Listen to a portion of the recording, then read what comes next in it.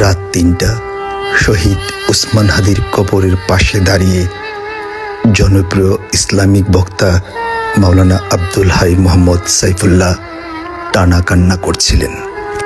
তার কান্না যেন কিছুতেই থামছিল না। আপনারা যারা এই ভিডিও দেখছেন, দয়া করে এই ভিডিওটি শেয়ার করে দেবেন। ইসলামিক এই বক্তার কান্না দেখে দায়িত্বপ্রাপ্ত নিরাপত্তা কর্মী স্টাফরাও কান্না করছিলেন। তিনির সঙ্গে পাশে থাকা সাধারণ মানুষও তিনির সঙ্গে দুহাত তুললেন রবের দরবারে। শহীদ উসমান হাদির সমাধির পাশে এরকম দৃশ্য সকাল বিকাল মধ্যরাত ভোররাত পর্যন্ত চোখে পড়ছে। এরকম ভালোবাসা গজ কিংবা ফিতা দিয়ে মাপা কখনো সম্ভব নয়। এমন ভালোবাসা কেবল ভালোবাসা দিয়ে